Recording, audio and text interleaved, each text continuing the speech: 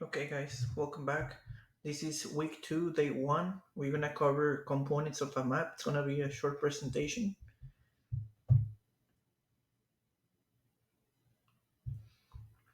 So, this is the title: components of a map.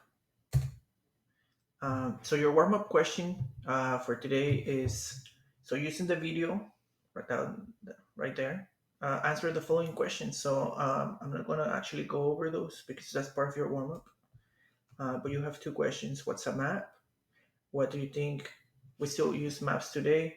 Remember, these are not um, right or wrong answers, but more like your opinion. So if you don't know, you don't know.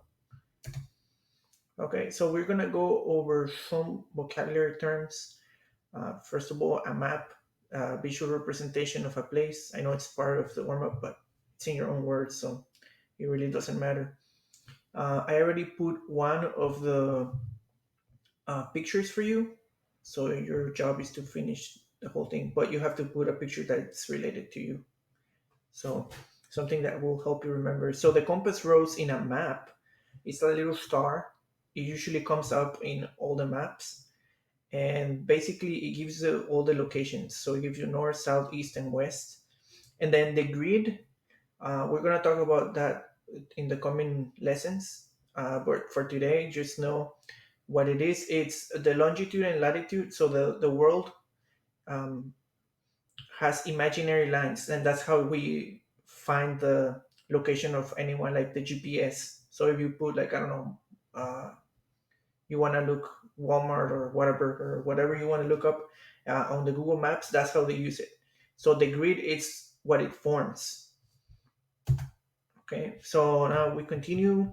Symbols, there are pictures, and you can make them whatever you want. So in a map, if you want to put a taco, but it actually means that it's a poisonous gas, you can do it as long as it's represented correctly in the map. A key, that's where you're gonna find everything in the map. So it's gonna tell you what it is. The scale, that's for measurement. So in most maps that are scales, usually it's like a 1 inch equals this, or 10 meters equals that. And you're gonna see right now in an example. The labels, those are words in the actual map, and it can tell you a lot of the map. And the last thing is the title. It basically tells you what the map is about. So the compass rules. So again, using your small short videos, you're gonna answer these questions here. So I told you that this is the compass map right here. It gives you north, south, east, west, and actually there's northeast, northwest, southeast, southwest. But for right now, just know that. Okay. So the legend, it's the key. So it will tell you everything in of like in a map. So in this example, if you could look at here, this is the key, and you can see like symbols here. So if you want to know what it is, you come here. So what it is, this is like a sandbox, but it's right here.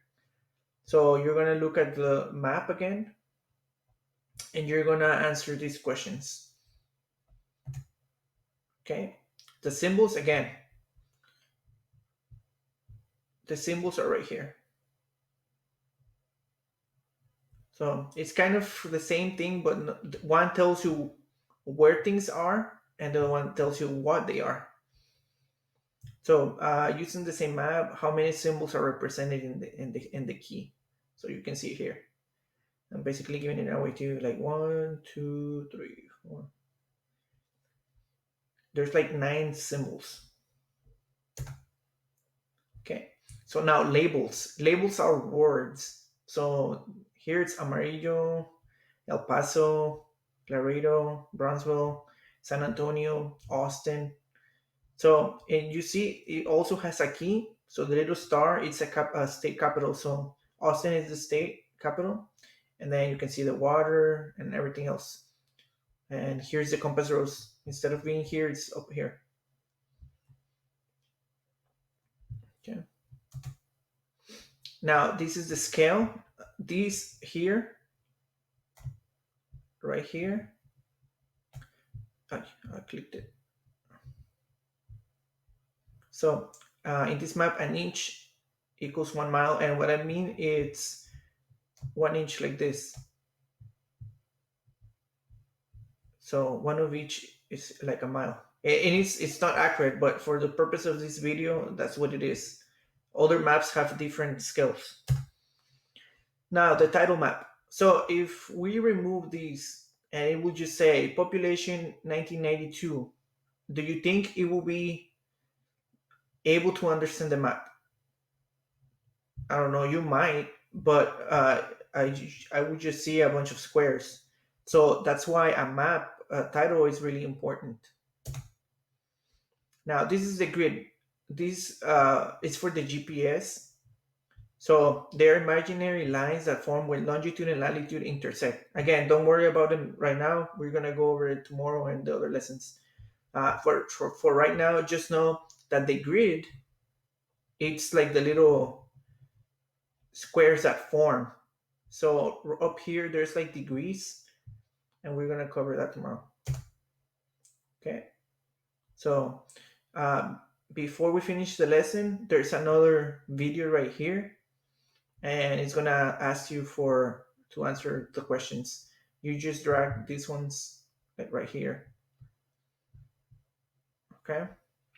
So your job, it shouldn't be that hard. So you're gonna create a map of your house. Let me see if I put the other one. No, okay, so it's the other one. Okay, so you're gonna use the tools in Google Slides. You can draw it and then take a picture with your phone and upload it if you know how to do that. Or you can use PowerPoint, but basically you have to put them in a picture so I can see it. So this is what you need to include: the compass rose, the title, key, symbols, labels, scales. And I'll give you an example. So this is mine. Okay. So I know you can't see the ones in the corners, but if you see that when you open the presentation, they're all there. So you can see scale here, title here. So this is my map. This one I created using PowerPoint. So if you go into the tools, there's like a symbol tool and you can put stuff in there. So this is my legend. These are my symbols. Right here, the labels. I put Torta City and Flauta City, and I know I had the Taco City somewhere, but I guess I erased it. Anyway, so this is the title, Mr. Moreno's County, but you can do whatever. But it has to be about your room, about your house, so you can't be copying mine. Okay, so you can insert your map here, and you can create it using Google Slides or PowerPoint. But just know it has to be a picture so I can actually see it. Okay, guys? So this is it for this lesson. I'll see you tomorrow.